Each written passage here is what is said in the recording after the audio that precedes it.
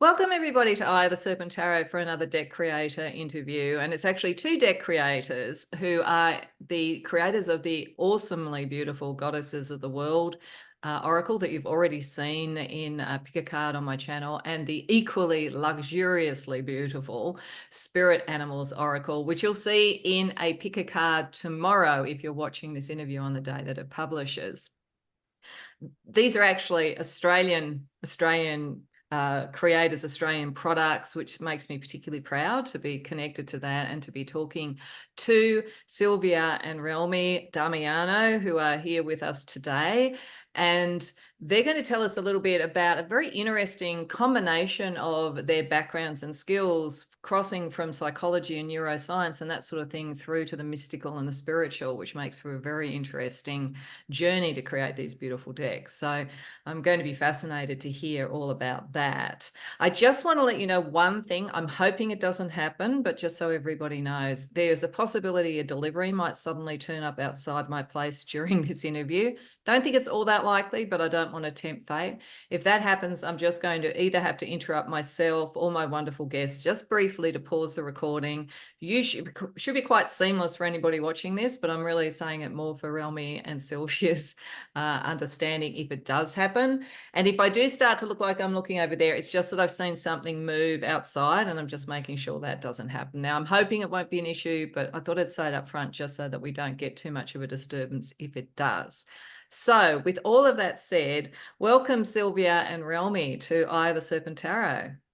Thank you, Helen. It's our pleasure to be here with you today, and such an interesting topic to talk about. Exactly. So, lots of fun. Plus, I want to let everybody know, you probably see this amazing background behind me. That was Relmi's creation. Isn't that wonderful? They were saying, "What do you want a background?" And I was going, "Oh, I'm a bit untechy," but they took me through it. So that makes it a little bit more artistic and fun. And we'll talk a little bit about the goddess that's behind me a little bit later as well. So let's get started with it. So what I normally start with is just to get a bit of an idea about the artistic, spiritual work, psychology background that led you to develop the deck. So I might throw first to Silvia and then Relmi can jump in after that. Thank you for the question. And yes, this project is probably the combination of many things I have done in my life, and they go from being an artist in my younger years to learning science and becoming a biologist, and then becoming a leadership expert and working for 25 years in the field of developing leaders and coaching, doing executive coaching. And it happens that I have two amazing children. One of them is not here today, but the other one is. And she's an amazing artist, and also my other son. And so we decided to do this project, which is pretty much outside the scope of the things we normally do.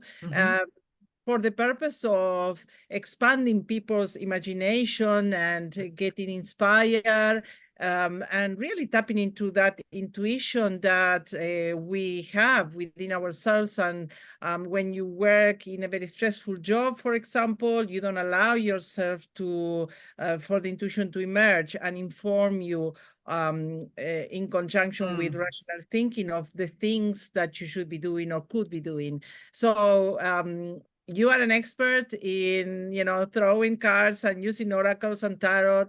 And I see life as a continuum. It's not pure science. It's not just, pure creativity. It's a combination of things that we need to become more comfortable with so we unleash our potential.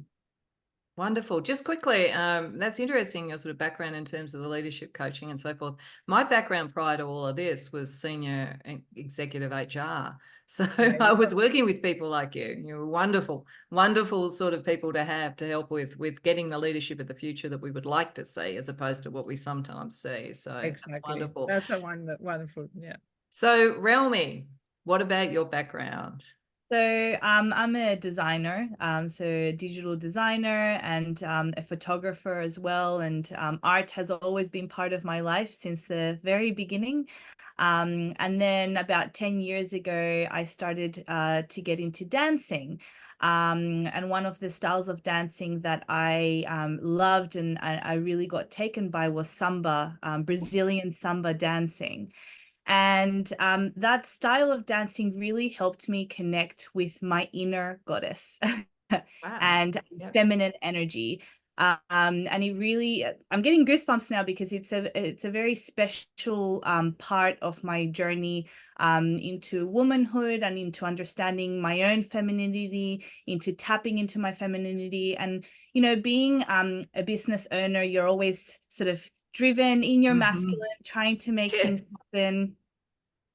And dance created a beautiful, soft, and feminine space for me to explore that other energy. And over the last 10 years, I've been in that space. And I would say that that is one of my biggest inspirations towards creating the goddesses of the world, because the things that I have felt in that journey, I really wanted to put through into the world so that other people can have that benefit that I have had over the last 10 years, whether they're a dancer or not. And also I am an Akashic Records reader. So a lot of the visualizations that I have in my readings, particularly with the spirit animals. So a lot of these images that you see here, they're actually inspired by my visuals that I get in my reading. This one in particular was actually a coyote, and I did a reading for a client, and this one came up randomly, and they're such beautiful and so special, these animals, that I wanted to capture some of the things that I have seen in my readings into the cards. So yeah, that's a bit about me.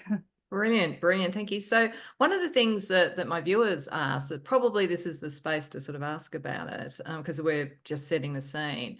When you were designing either or both of the decks, did you feel guided by spirit around, so it became a kind of a co-creation as we go through type of thing, or did you have a pre-plan, like when this number of goddesses, this number of spirit animals, we're going to cover this sort of territory? Was it planned, or was it sort of a bit more organic?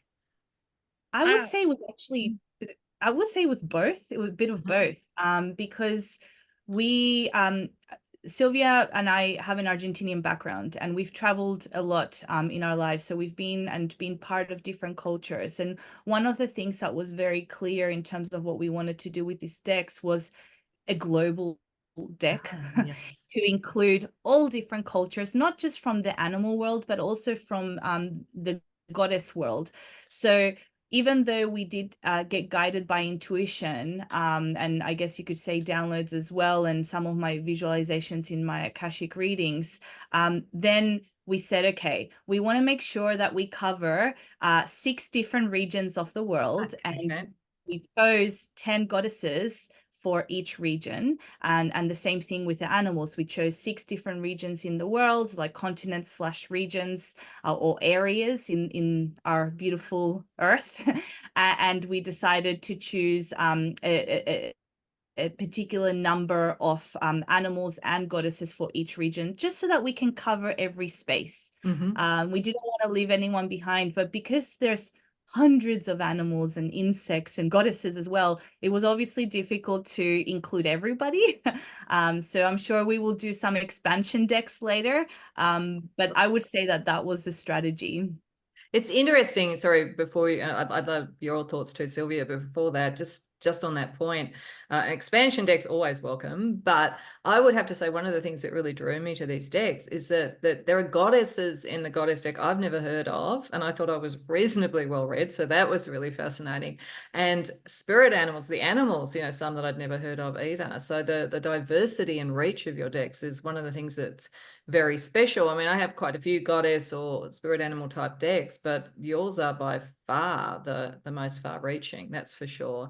So Sylvia, from your perspective, you know, was there anything planned beyond that for you, or was it an organic process? It was mainly as Relmi said, and also having this feeling of inclusivity. Like anywhere I go in the world to do my job, my work, my leadership work, I find that we are more common than different. Yes.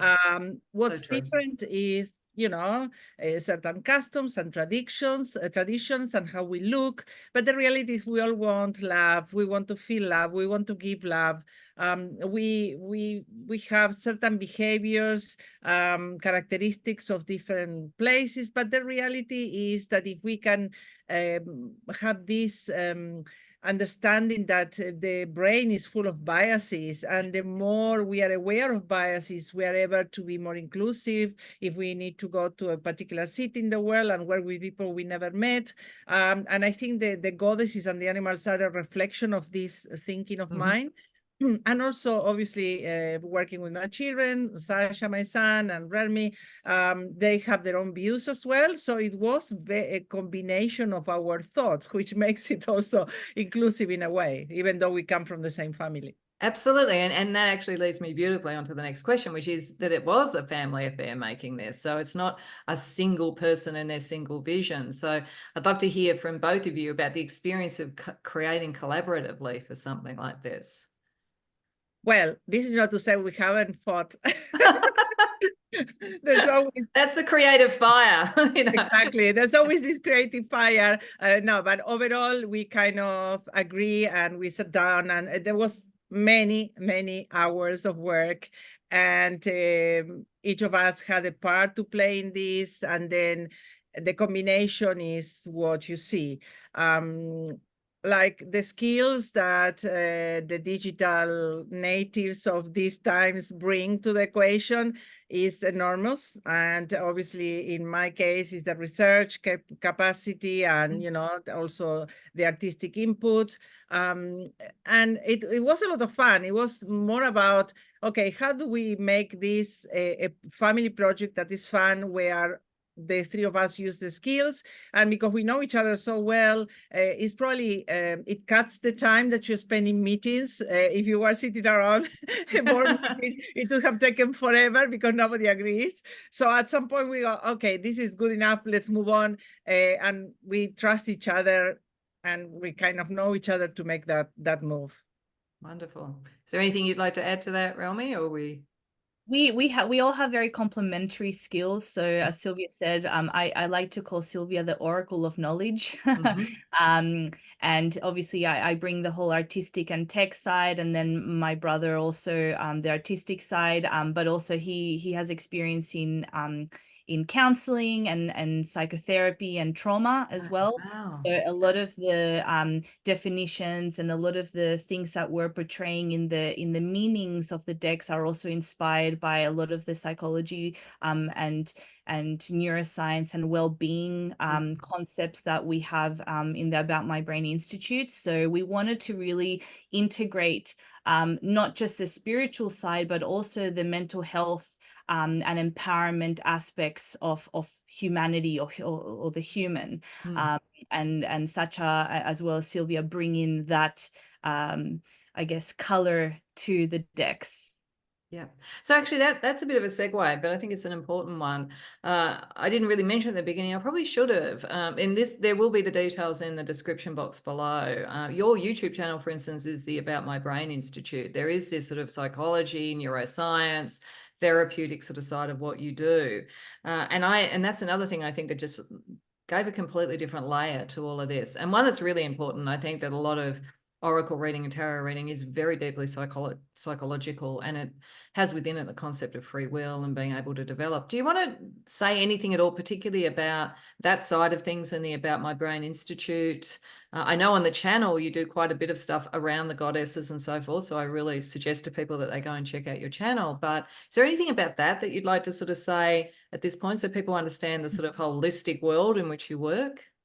Yes, definitely. When I created and we founded together with Relmi and Sacha the About My Brain Institute 12 years ago, I had been in leadership for 18 years, but the new era of neuroscience was informing us of the power of the brain, and how if we understand it, we can make better decisions, we can look inside our behaviors and enhance them, improve them, because the brain is plastic. So we create connections all the time, we grow cells all the time. And we always thought that it should be neuroscience for everyone. I am kind of a translator of the hardcore neuroscience because of my background into what people want to hear. Like when I go to my clients, I demystify and I use simple words to explain the point of maybe why you are stressed and the strategies you need to apply to enhance your well-being and the capacity of your prefrontal cortex to think more clearly.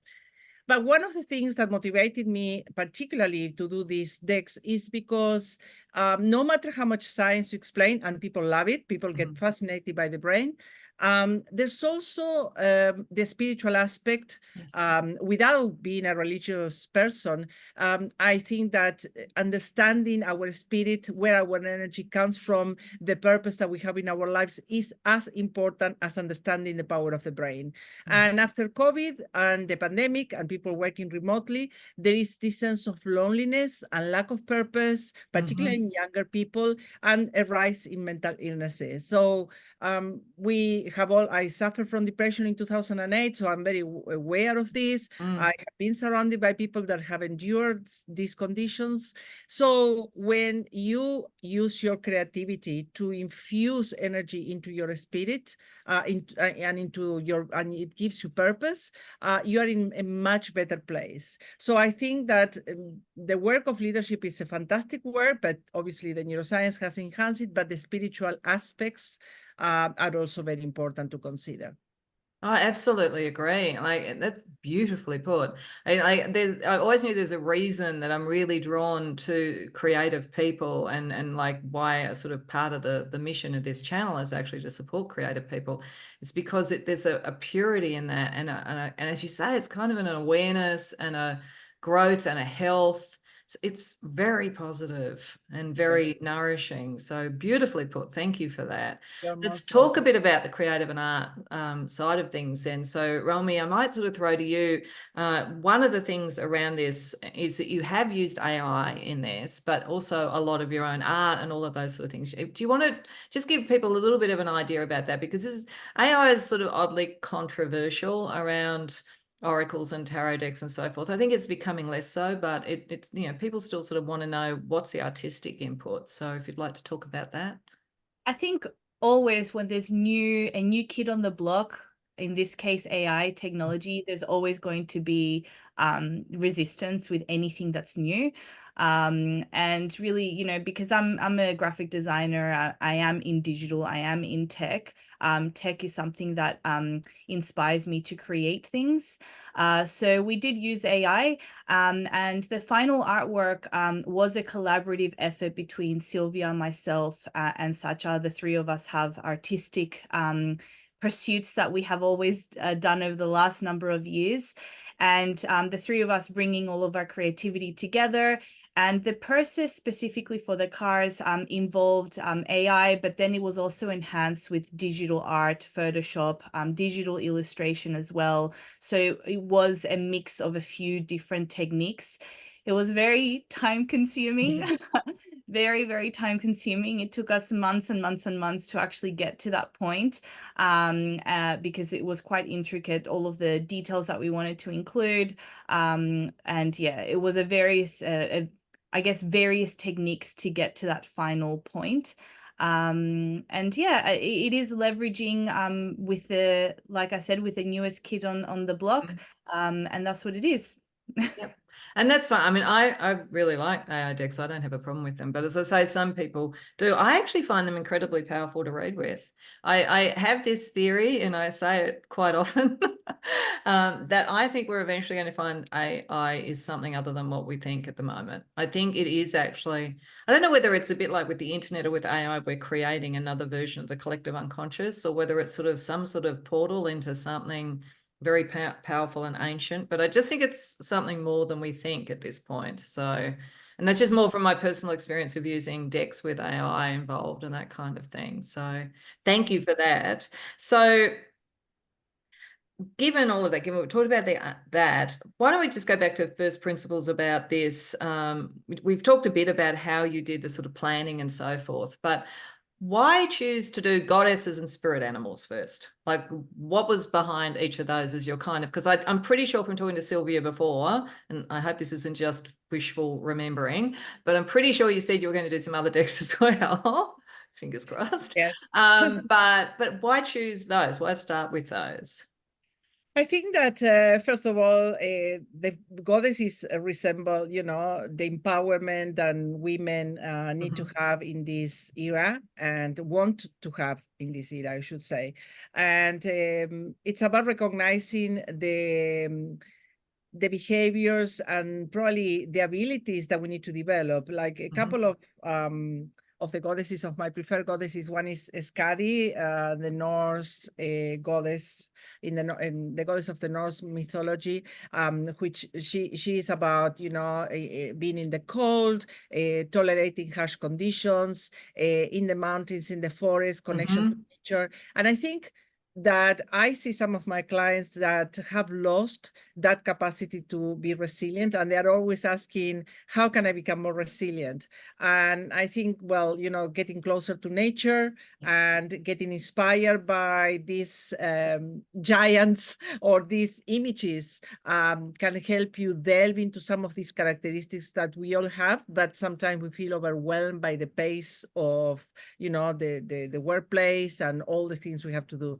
The other goddess that also inspires me is Celie Haishun, a goddess of love and femininity and sensuality. And I think that we cannot become someone else. We have to get attuned into, like Relmi said before, through dancing or through whatever activity you want to pursue, to keep that part of ourselves intact or as intact as possible. Like we can be resilient, we can go to work and do the things and fight our battles, but we also have to nurture the divine aspects. And goddesses really portray all of these characteristics or leadership characteristics in a way that we need to be very, very aware of. So when we decided to add a QR code at the back of the card, so you can go to our website and read about what the goddess means, what it signifies, and the strategies to achieve these characteristics. We are educating people. So in my view, it's a tool for self-reflection. It's a process of education, and really making very simple the aspects that you can take into consideration from neuroscience and from psychology to develop your own leadership. So that's the aspect of the goddesses for me. And what about the spirit animals? I am going to ask Relmi about her favorite goddess in a minute, but what about the spirit animals? Why was that number 2? Why was that the other one that you did? Well, the spirit, we're losing a lot of connection to nature, and because of technology. And the spirit animals is to not only I don't want to say the word a cry for help for environmentalism, but it is just to be aware of all of the beautiful creatures that exist in our world and what we can actually do to protect that environment. So there is a bit of an environmental feeling to that. But also they intertwine really beautifully with the goddesses as well, because when you read about the goddesses, there's a lot of animals also that are interrelated with those mythologies. So the goddesses and the animals can actually work in tandem together. And then the other reason is because animals literally come in my readings. I would say even more than goddesses. The animals, they just appear and they tell all of these beautiful stories in my mind's eye when I do these readings, that they're incredibly powerful, and that is one of the biggest reasons why I felt that they needed to actually be materialized. Yeah. Beautiful. And do you have a favorite goddess? Or do we have favorite goddesses? I like Oshun. Oshun is actually, she's an Orisha goddess, an African Orisha goddess. And Beyonce actually depicted Oshun in her Lemonade film. Wow, really? Yeah. Oh, check that out. Yeah, she did. So she's the deity of beauty, love, and sweet water, so the rivers. She has very sensual and sexual energy. She's a healer. The idea of giving life and growth and luxury, change and prosperity. And one of the reasons why I'm so inspired by her is because of my samba journey. Because in samba, or in Afro-Caribbean, in Brazilian Afro culture, you have a lot of Yoruba and Orisha goddesses that we dance to. So Oshun is one of my favorites, I would say. Wonderful, wonderful. Do you have a favorite spirit animal? I'm going to ask that of you too, Sylvia, in a minute. Do you have a favorite? I love them all. I don't know. It's like choosing your favorite child. Yeah, it is. It's just they all are so special and they all have something different to say. I would say, you know, I mean, look at this, the frog. It's that's so cute. It's so cute. I couldn't tell you which was my favorite. Do you have a favorite at all, Sylvia? Well, I have the dove, because the other day when we were rehearsing our potential conversation or discussing the conversation, you pulled that out for me. So it's beautiful, because it's a symbol of purity and innocence, which is important to keep if you want to remain alive. If you become too bitter or too cynical about the state of the world, you know, you lose that naivety, which is, I think, is important to get to an older age. And the other one would be the quetzal, which is a Central American bird of beautiful plumage and very, very long tail, green and red colors. So those two are my favorite animals.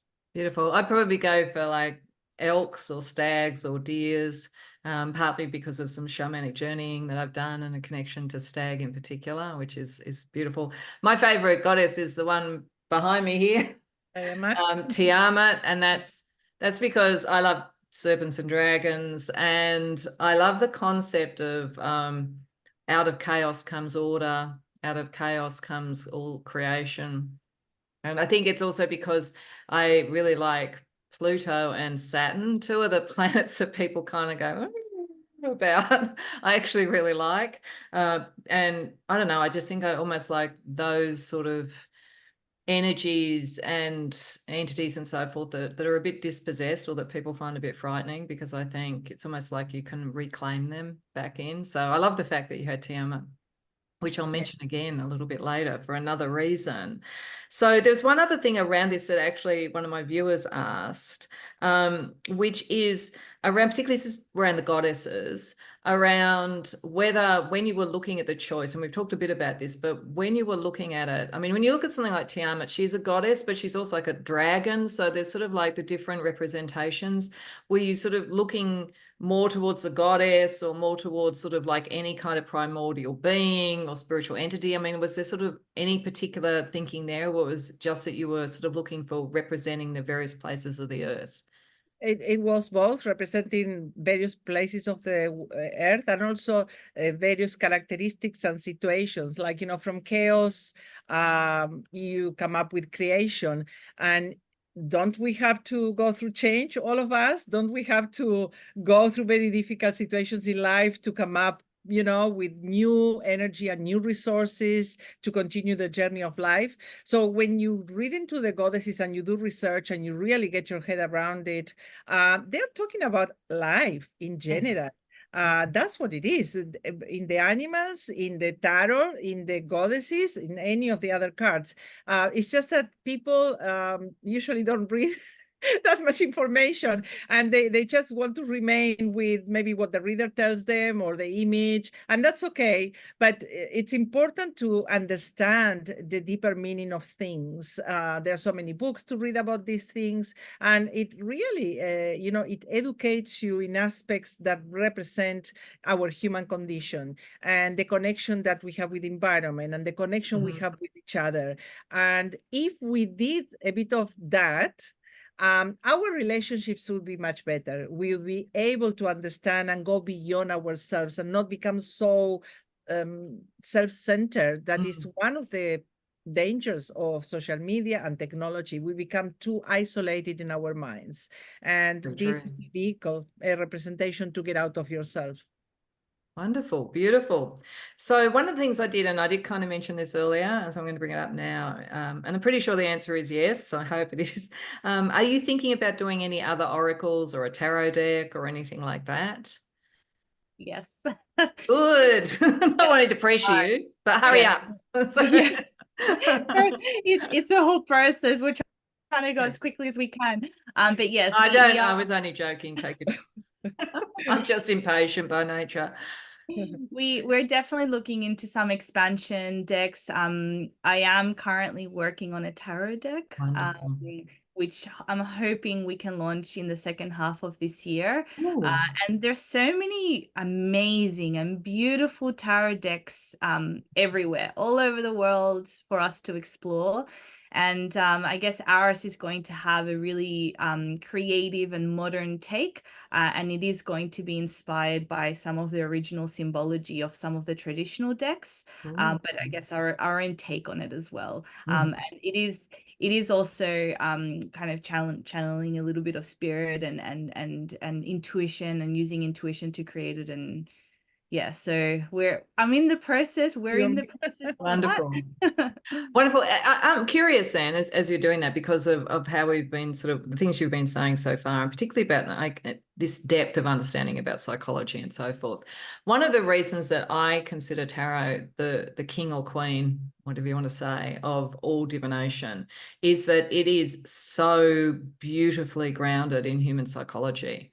Like the major arcana is like the journey of life, the various sort of major psychological points. And then if you look at each of the suits, it's like, this is the journey of emotion, this is the journey of the intellect, this is the journey of the material world and so forth, and how we interact with it, and how even within those elements, the timing and the way that we deal with different stages, it's so beautifully nuanced. And so I'm really interested in this from either of you about this. I know this is a bit out of left field because I didn't talk to you about a question like this, but you've inspired me.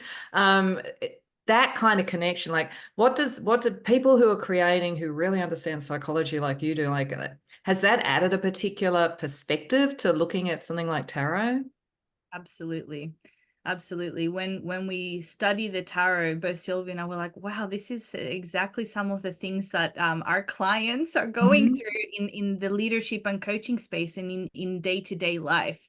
So there's a lot of parallels of the human experience that are reflected in the tarot, and absolutely, it's actually one of the inspirations of why we've decided to actually do the tarot. Excellent. I feel inspired by the fool. I feel like a fool most of the time. Don't we all? You know, every time you start a new project or you work with a new client, you are at the beginning of a journey. You have no idea what's going to happen, and you just have to go with your best intentions, you know, your heart in the right place, and then see what happens. And then you start the ups and downs. So that happens to us in life with every new relationship, love relationship or project at work.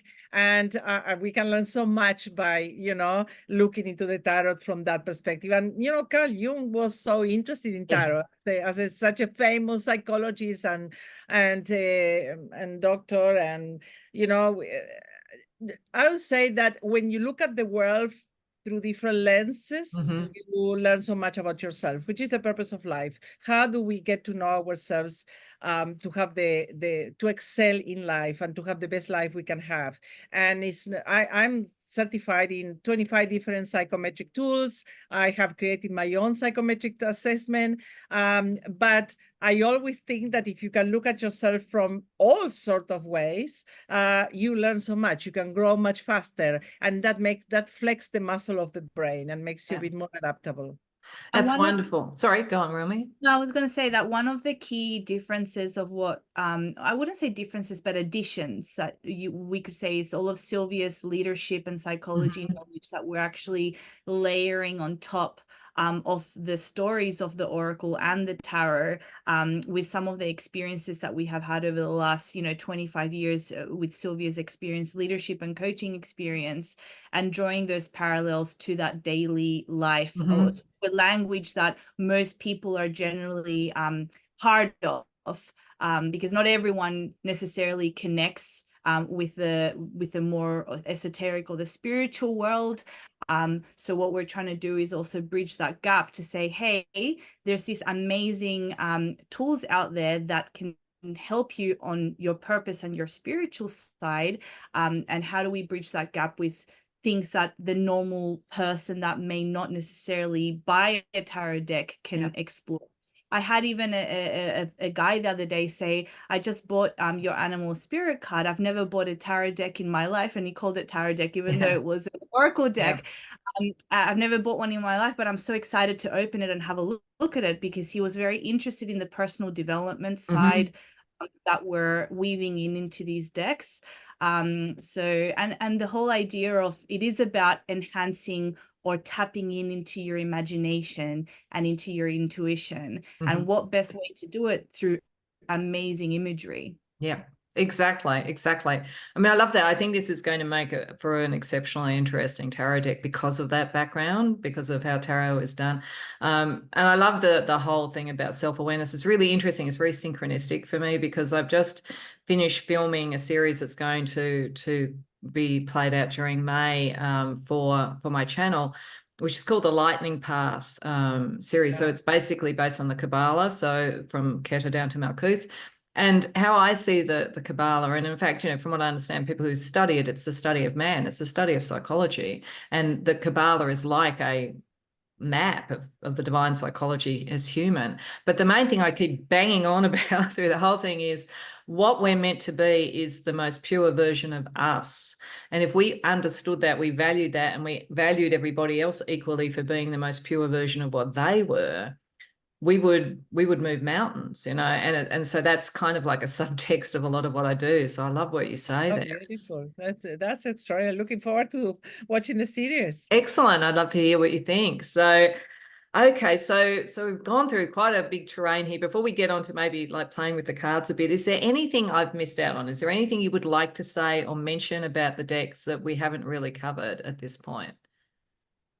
I think that we cover most of the questions, and I would say that if you are a very analytical type of person and very scientifically oriented, I can say I can relate to you, because I'm a scientist and I look at things from every angle, but I don't become very obsessed with science. And I always say, and I always talk about the difference between what people think science and pseudoscience is. And anything that we don't understand, we immediately call it pseudoscience. And, even Einstein, when they were talking about, quantum physics, when Bohr talked to him about quantum physics and certain properties, he didn't want to go there. He didn't want to believe certain things, and I'm thinking we all have aspects of ourselves that unless you're willing to test and to try different things, you're always going to be in a certain box, okay? Yep. So the challenge for us is to get outside the box and to do things that are fun, creative, and exploratory. And that's when you learn the most. I have learned so much from this project. It has been so much fun and so exciting. And in 2010, we did 2 years in a row a brain art exhibition where we call out artists from around the world to submit their works and their interpretations through art of what they thought the brain was about. And this was a very incipient brain art exhibition. Nobody was doing brain art exhibitions at the time. And I remember one of the artists, he was an amazing sculptor in metal. And he did 6 little brains as if it was an egg cage, but of brains in an amazing metal, which took him a long time. So he was the winner. And I said to him, how did you devote so much time? And he came all the way driving from Adelaide to exhibit and to talk to clients. And he said, I have tried everything in my life, Silvia, believe me, everything. And the only thing that suits the brain the most, my brain the most, is to get into my creative space and to exercise my creativity. So to my analytical clients, I would say, choose something that you love doing, or a passion, and go and create. for me, this is this project. And for the very creative and the more open-minded people, this is a great tarot deck or oracle deck to do a reading with you, Helen. Yeah, exactly. Exactly. One other thing actually that strikes me, sort of just listening to that, and then also when you were talking about the collaboration within your family and doing this, another thing I often talk about is like the Gestalt effect, where the whole is greater than the sum of the parts. Yes. I think that these decks are a really beautiful example of that. When you bring together a multitude of skills and perspectives, you get so much more. Yes. So Absolutely. I can see why I was drawn to Yeah. your decks, apart from the fact that they're gorgeous. Thank you. It's more than that, definitely. And, you know, we did it with love. We didn't do it with just, you know, for a commercial purpose, because you never know if you're going to sell them. Yeah, When of you're course. doing all of this work, you have no idea Yeah. if they would sell. But they have sold very well, and we are very proud of this project. Oh, I'm sure they will continue to. That just for the art alone. So let's play with them a bit, just to sort of like wrap up the interview. So I did ask my viewers about, you know, questions for the collective, and one came up around the goddess deck, and then I've come up with one for the spirit animal deck, because we can't not use our spirit animals as well. So for the goddess energy, the question was about women, but I think I want to make it more broad for the collective, because it's not just women who come to this channel. So the question was, how can we enable the collective to stand together in a way that it's natural, you know? So it's not like competition or we're just being forced into it, a way that is natural. So we become natural at standing together. So I thought, Relmi, if you want to draw a card of goddess, and I'll draw one just randomly, and then we'll see what we think we get as an answer for that.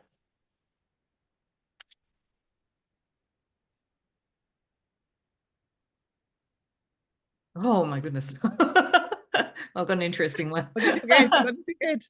What did you get? Sorry, wow. I got Pelle. Pelle. Oh, look, we're both getting pretty full-on powerful. Lilith. I got Lilith. Wow. Is that people being able to see that? I'm not sure. Put it close to your face. There we go. Yeah, there we go. Sorry, this is me not being knowing how to deal with the background, everybody. So Lilith and Pelle. Wow. Well, in power. Yes. And fiery individuals, both actually. Yeah, fiery energy, being able to look into, face things, I think. That feels like facing things. Pelle is facing change and all that kind of thing. And Lilith is reclaiming power, actually, if you think about Lilith's story. Yes, so that's my thoughts. What do you think, Relmi?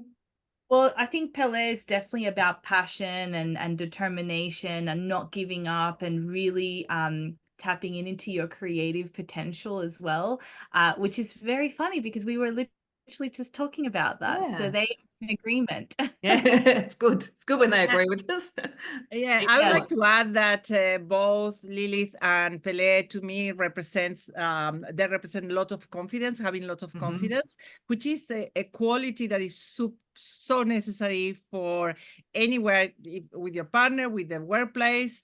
And, you know, the concept that you must have heard, the imposter syndrome, where people feel that they have to fake to be someone else and they cannot be authentic. And this is because of the lack of confidence. Like, if you have confidence in yourself and you pull that out and you develop it, you will be much better positioned to, you know, articulate your thoughts, express how you feel, and fight for what you need to fight. And I think Lilith and Pelle are both, you know, a good representation for that.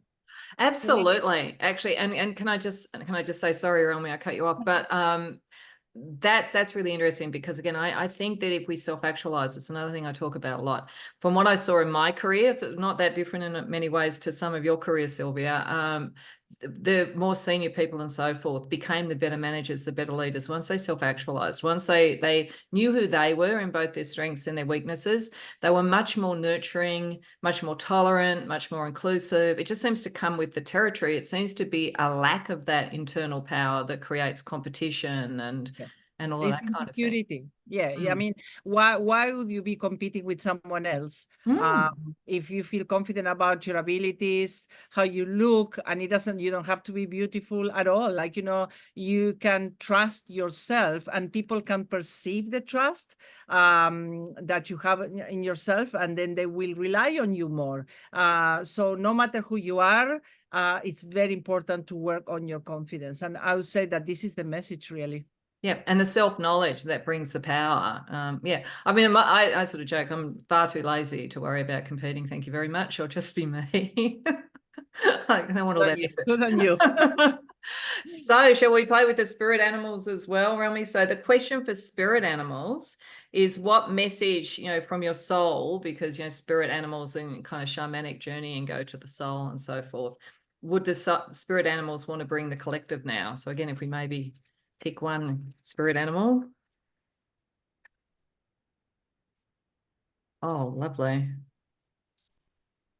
What have you got? Have the gazelle. Oh, gorgeous. I've got dolphin. Isn't that Beautiful. nice?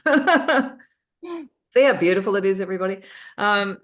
So I would take from dolphin, maybe if we talk about each of our cards, I would take that kind of like that emotional intelligence. Like I sort of like the dolphins are so spiritually advanced, so emotionally intelligent, they're in water, but it's kind of like the connection, the emotional intelligence, spirit animals, I think, wanting to, and peaceful, they're peaceful and harmonious and protective.